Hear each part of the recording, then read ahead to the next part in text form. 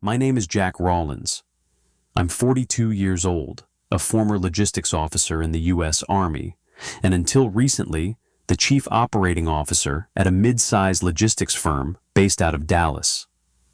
I didn't grow up dreaming of boardrooms or supply chain forecasts, but life has a funny way of preparing you for what's next, even when you don't see it coming. I spent nearly 2 decades in uniform, most of them in forward operations, managing supply routes in places where missed deliveries meant lives lost. Precision wasn't a preference, it was survival. That kind of responsibility changes how you move through the world. You learn to double-check everything. You document. You anticipate failure. And when it shows up, you face it head-on. When I transitioned out of the Army, I thought the hardest part would be the pace.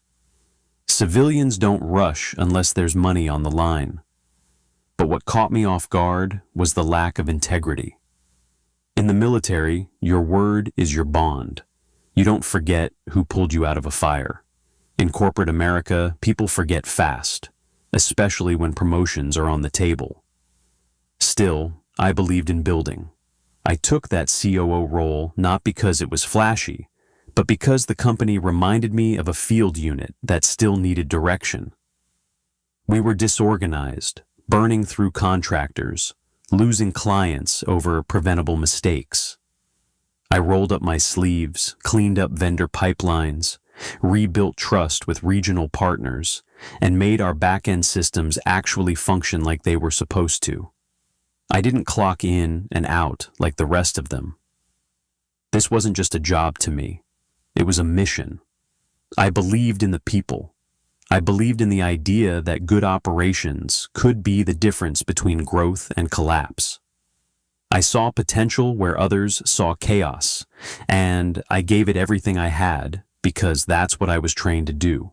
It wasn't about titles. It wasn't about being the hero. It was about showing up when it mattered. The company had its good days and bad, but over the span of 9 years, we went from a messy regional vendor to a national partner for Fortune 100 clients. I didn't do it alone, but I was in every meeting, every emergency call, every weekend that needed covering. So, when the end came, when they fired me without notice, I didn't just lose a paycheck. I lost a piece of something I helped build from the ground up. But what they didn't know, what they forgot in their rush to erase me, was that I'd built more than systems and schedules. I'd built leverage, and I never left anything important to chance. The calendar invite hit my inbox at 9:58 a.m. No subject line, just a 3-word header. Restructuring discussion, HR. It was scheduled for 10:15, which gave me exactly 17 minutes to feel the walls start to close in. I've been in combat zones where you could feel the air shift before the first shot. That email had the same energy. Cold. Precision. No eye contact. No small talk. Just enough ambiguity to deny intent, but clear enough to read like a quiet knife. I didn't ask questions. I didn't reply. I just stared at it until the edges of the screen blurred. I walked to the meeting room like a man walking to his own funeral. Room B2, glass walls, polished table, 3 chairs already occupied. Cynthia from HR was first. She had a blue folder in front of her, and her voice cracked before she even said my name. Next to her sat a guy from legal I'd never seen before. Didn't speak, didn't blink, just sat there like corporate wallpaper in a cheap suit. And then there was Miles, Vice President of Strategy. Slick hair, watch worth more than my car, half smile like he was posing for a magazine feature titled How to Fire a Veteran Without Getting Sued. He didn't stand. He didn't look me in the eye. He just waited for Cynthia to read the script. Her voice was robotic. Something about restructuring. Something about appreciation for my years of service. She stumbled through the same sentence twice, then skipped a line and apologized for being emotional. She wasn't. She was reading from a document she didn't write and didn't care about. I sat still and listened to the whole thing like I was hearing my own eulogy read by someone who never knew me. They didn't offer a handshake. They didn't give me a moment. Just said I would be escorted out, effective immediately. No box, no final meeting. Just a printed memo and a silent signal to the security guy waiting outside the door. I nodded once, said nothing, and stood. Walking back to my office, I passed people I had hired, trained, promoted. Nobody looked up. Nobody spoke. My Slack had already been deactivated. Calendar wiped. Email locked out. They moved fast, I'll give them that. Like they'd rehearsed. Like I was some loose wire they needed to cut clean before anyone noticed. But they moved too fast. They forgot one thing. In the bottom drawer of my desk, still locked, was a single red folder. And inside it was a document they hadn't bothered to check. A lease. Signed by me. Not as Jack Rawlins, COO, but as the sole member of Westridge Holdings, LLC, the company that technically still owned the building they were operating out of. I picked up that folder, slid it into my coat pocket, and walked out without a word. No protest, no threats, just like I'd done in the Army when orders came down and nothing made sense. You absorb, you move, you wait. Because in war and in business, timing is everything. And this battle wasn't over, not even close. 3 years before they fired me, we almost lost everything. The building we were in was sold with no warning, and the new owners didn't want tenants. We had 72 hours before the eviction notice would kick in, and no one at corporate had a solution. Legal stalled. Real estate was asleep at the wheel. Everyone kept kicking the issue to someone else like it was a hot potato no one wanted to touch. Couldn't sit still and watch it collapse. I'd seen worse in Kandahar, in Baghdad, in forward ops where decisions couldn't wait for consensus. I made the call. I spent that Sunday touring properties myself. Monday morning, I signed the lease on a new building. It wasn't perfect, but it had good bones. Enough space to house the Westlake hub, enough power infrastructure to support our logistics servers, and most importantly, it was available. I signed as managing member of Westridge Holdings, LLC, a shell I kept for real estate and side projects. It was the only way to get the paperwork through in time. I sent the memo to legal that same afternoon. I made it clear. This lease was temporary. As soon as they caught their breath, they were supposed to reassign it to corporate. I CC'd everyone. Ops, finance, the VP. I titled it Temporary Lease Agreement, Action Required. No one followed up. After we moved in, everything settled. No one wanted to reopen paperwork once the chaos passed. And so they didn't. They just assumed the transfer happened, assumed the legal team handled it, assumed it was someone else's responsibility. I didn't push. I didn't remind them. I knew better than to interrupt a system that was finally running smooth.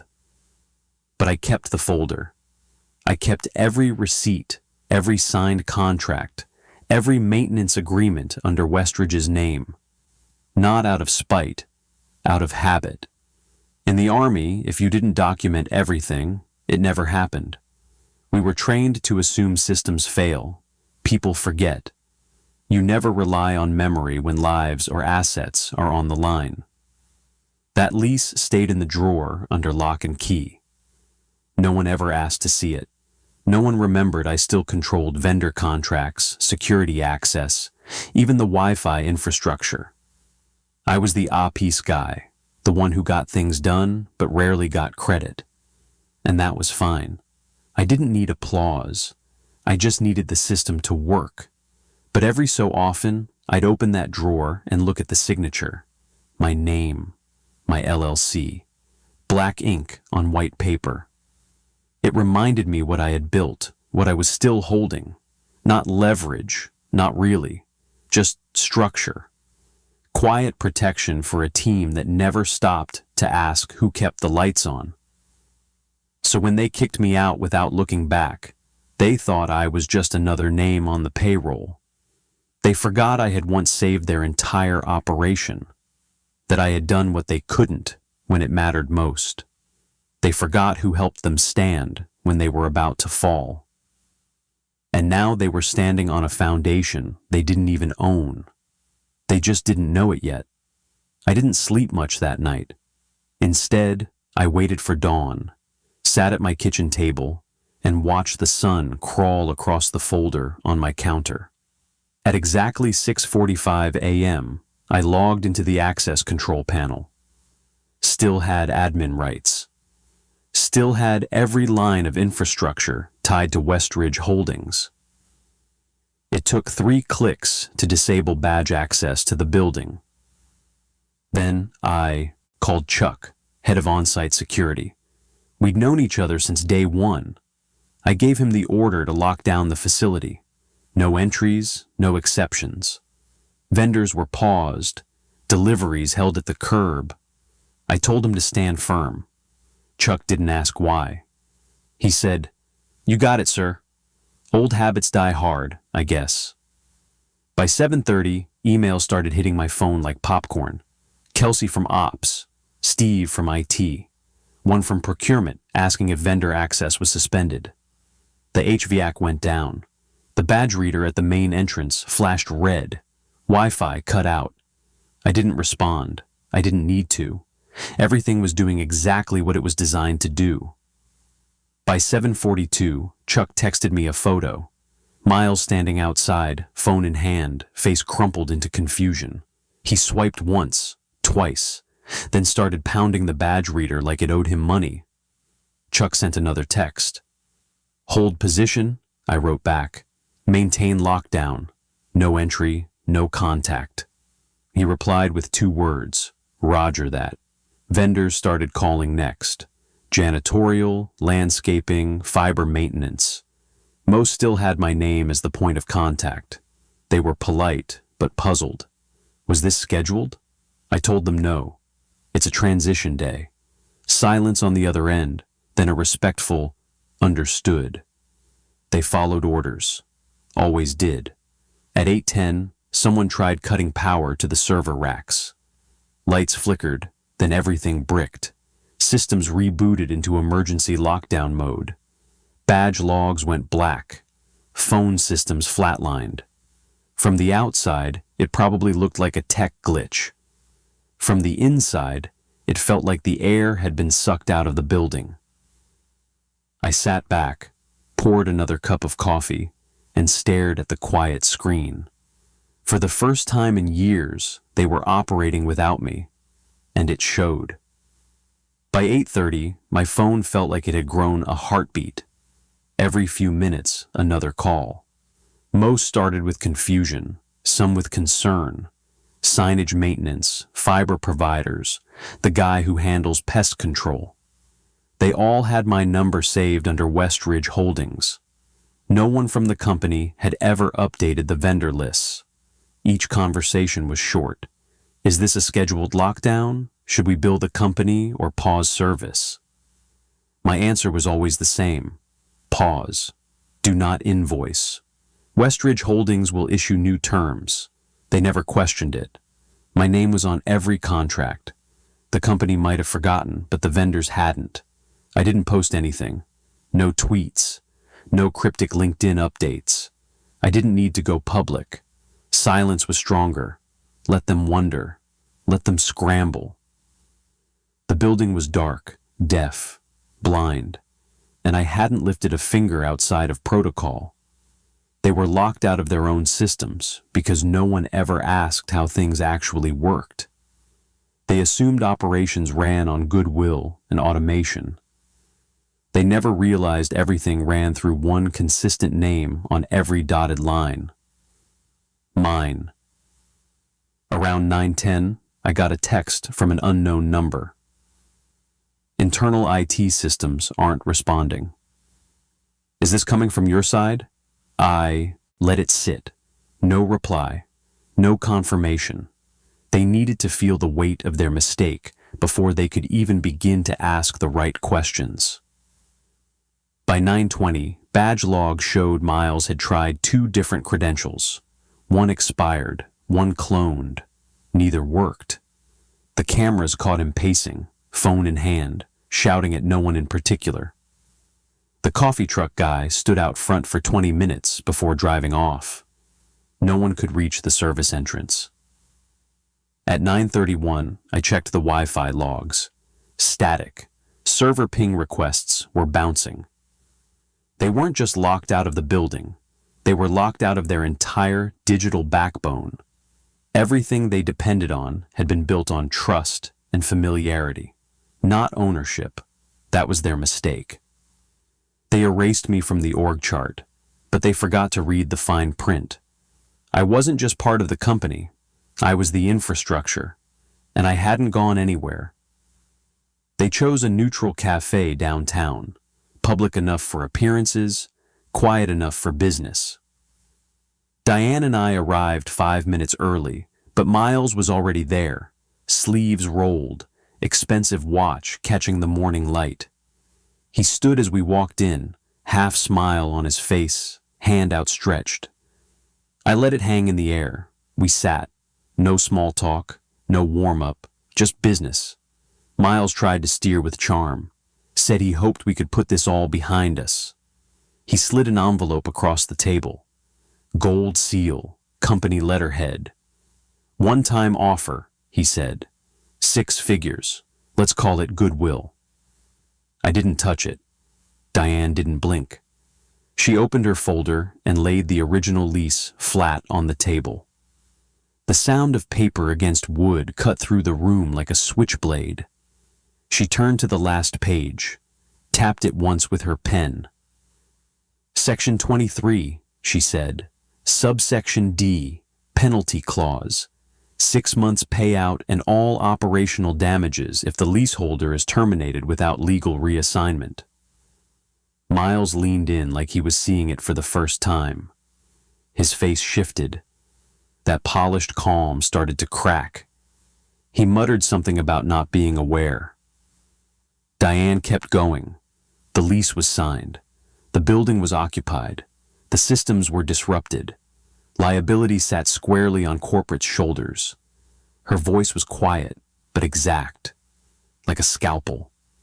Miles looked to me, eyes wide now. You could see the panic setting in, the math running through his head. I said nothing, just watched him struggle under the weight of a decision he'd made in ignorance. Diane slid the envelope back to him. He didn't reach for it. The silence grew thick. Then I stood.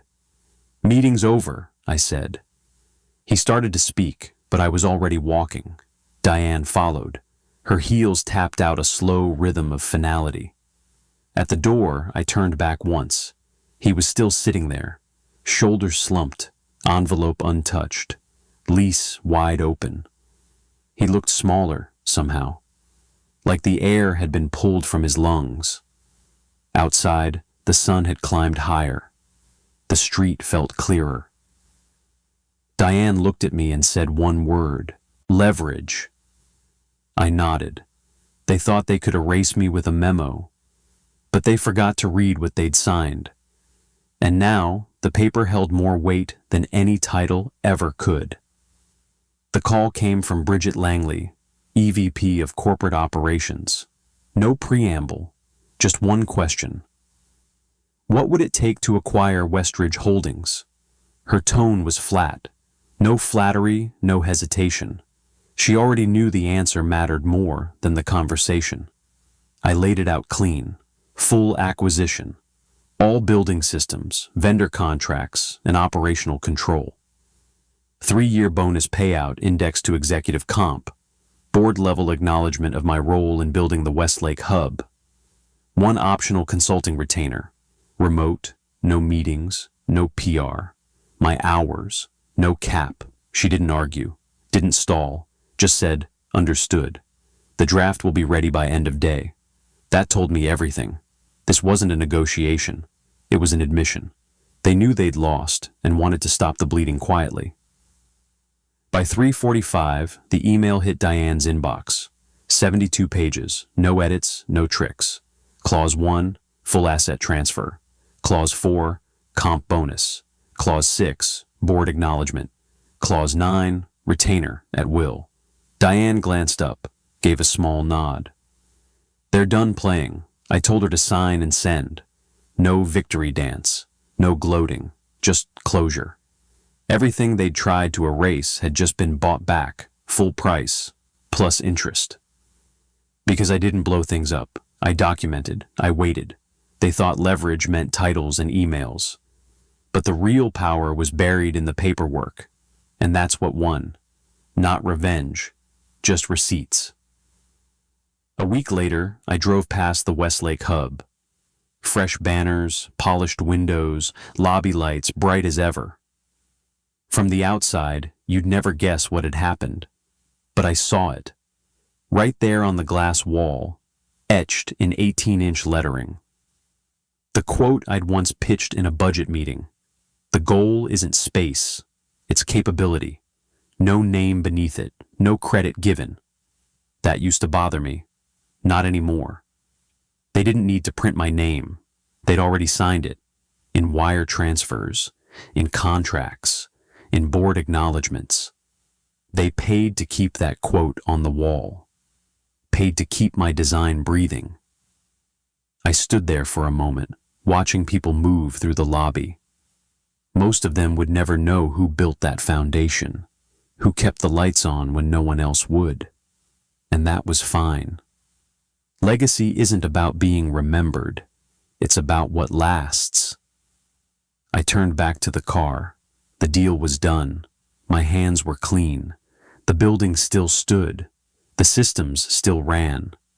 And somewhere, buried in their archives, my name was inked into everything they once tried to forget. That was enough. So now I want to ask you, if you were in my shoes, what would you have done? Take the payout immediately and walk away, or let the company feel the consequences of their own mistakes before stepping back. Drop your thoughts in the comments below, and don't forget to subscribe for more stories like this. I'm curious to hear your side. There's no right answer, just choices and the lessons we learn from them.